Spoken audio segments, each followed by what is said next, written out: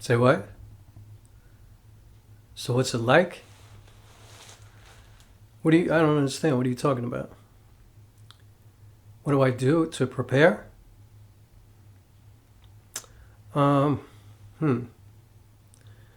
mean, that's a hard question because, like, what? No, I mean, I approach all my work in the same way. You know, like, whether it's a play or a film or a song or a poem or whatever, I approach everything in the same way. Like, basically, I think to myself, do this as if you're going to die tomorrow. No, I'm totally serious.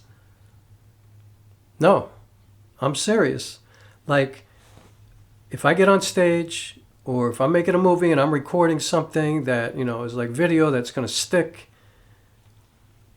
I want that to be something that will endure, you know, live forever. You know, because what I do is that important to me. You know, like, it means everything to me. I mean, I have created this painting over my whole life. You know, even when I was a little kid, like, I'd be in class and I would be writing notes on a staff, you know, like I would be writing music. I didn't even know what I was doing. I didn't even know how to read music, but I was just writing. You know, I'd draw a G clef and I'd put the notes and I'd, you know, write time signatures, and then I would make believe I was playing piano or the guitar, and or I would, you know, go into the bathroom and you know, make up these inspirational kind of monologues, you know. I mean, I've been doing it my whole life, you know. And then, you know, I wound up in the music business and I write all this music, but, you know, I started as a jazz musician, you know, and if I kept playing jazz, I probably never would have left music. But, you know, I got with this manager and he was trying to make a pop star out of me, and I never quite felt comfortable with that, you know. Like, I never felt like it was genuine. I mean, I think I was pretty good at it, but, you know, that's for other people to say. But, you know, and I did it for a long time, but it never felt like me to me. And then, I'm telling you, the first time I got on a stage and I got to do a monologue, like, I got to speak my truth in my language the way I wanted to do it without somebody telling me, like, you know, what they're looking for musically or whatever. Like, I was just able to get up there on stage, just my words. I remember, and actually the first time I did that, I was in a poetry club. And it was actually the second night that I did it, because the first night I did it in this club in New Jersey. It was a place called Loser Slam.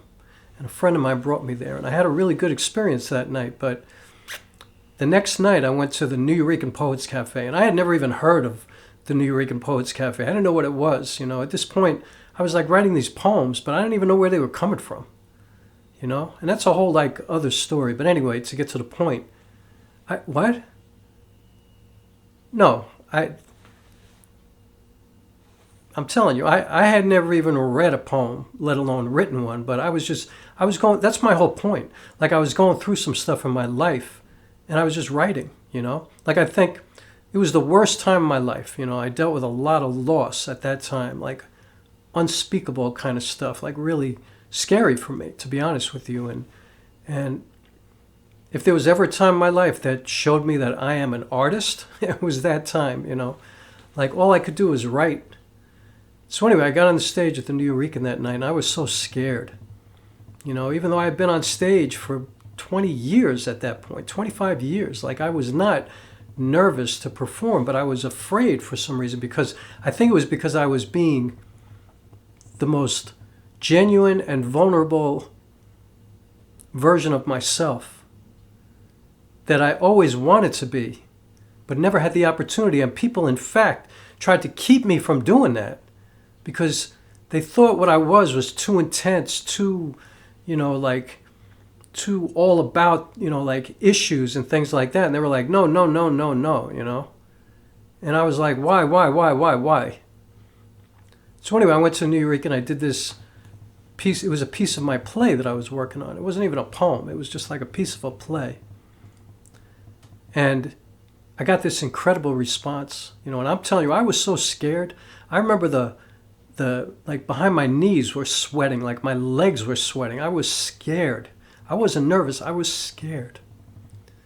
But then after like about, and I feel it right now in my chest actually, as I'm talking about this, but after like 2 or 3 minutes, I just started to stand up straight, you know, and I felt myself, you know, I felt myself in my body. I felt like I was re-entering my body. You know, my soul, I felt my soul kind of rising. And this, I know this sounds corny, but I'm telling you, because you asked, this is how I felt. And then I finished this piece, and I looked out in the audience, and it was packed. Like the Neewer was packed. I didn't know anybody. Literally did not know one person. I went there all by myself. And I looked out in the audience, and it was dead silence when I finished. Just complete silence. Nobody moved. And then all of a sudden, like this explosion. Like it was the most beautiful response. It felt like love, to be honest with you.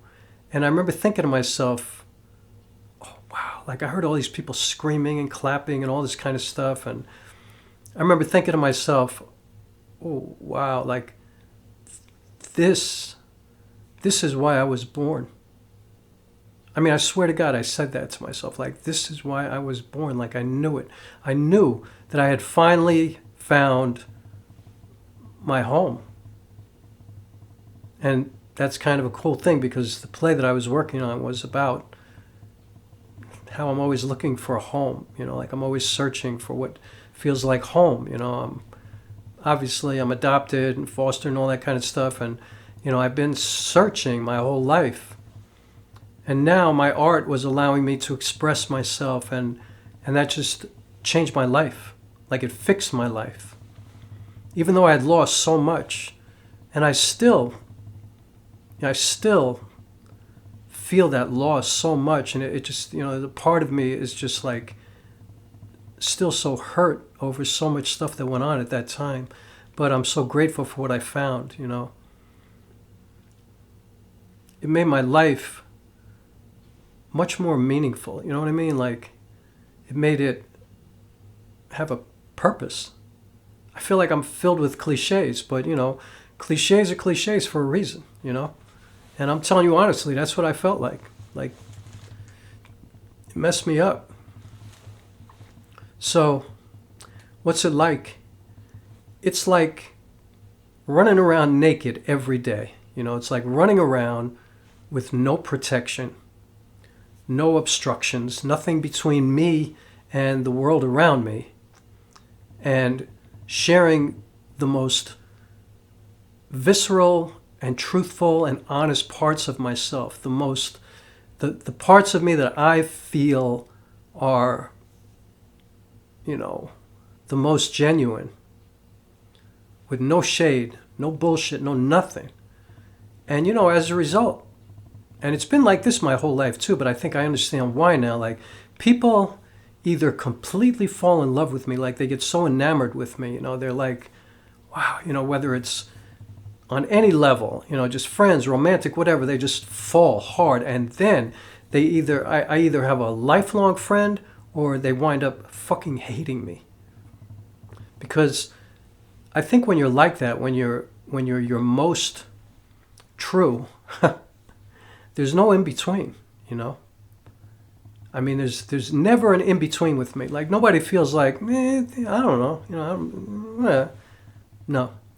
I mean, there are people who hate me, who have never had a conversation with me. And you know what? I take that as a good thing. Because I take it that there is nothing halfway about me. Like, they actually feel like they know me. Even though they don't. They've never talked to me, but they feel like they do.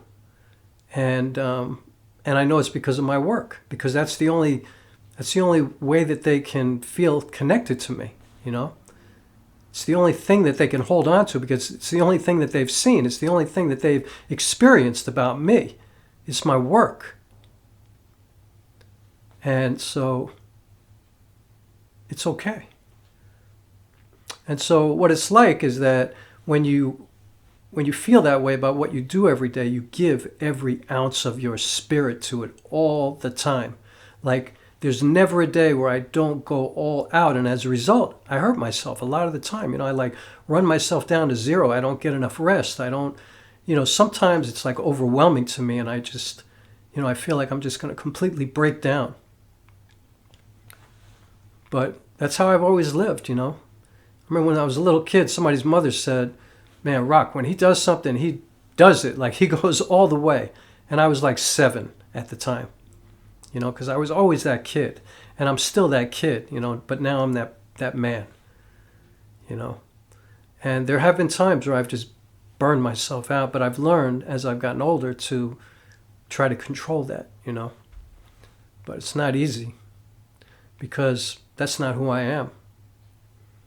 So what it's like is I try to really take care of my nutrition and my rest, my spiritual practice, you know, and I try to schedule myself so I don't disappoint myself at all. You know, like I try to make a schedule so I can tangibly see what I have to do all the time, because I'm kind of like OCD like that. Like I have to get shit done, you know, and I have to know that it was done. And if it wasn't, I get really disappointed in myself, and I'm hard on myself, and you know, it's never good enough.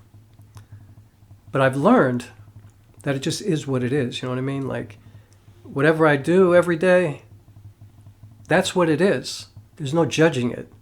There's no, you know, quantifying it. There's no putting a score on it. That's why I've always hated poetry slams, even though I've had so much fun in them and I've gotten so much from them. But I don't like scoring art. You know, I don't like doing that. You know, I've seen it hurt people. You know, somebody gets up on stage and does this beautiful poem about their grandmother or suicide and something like that, and somebody's out in the audience going 3, because they didn't like the way they looked or the way they, you know, used metaphors or whatever. Like I don't like that, you know, because the thing is, I'm all about process. Like, process is everything to me, and you never know where somebody is in their process, right? So I don't know. Did I even answer your question? Like, that's what it's like for me. And that's it. I don't know what else to say.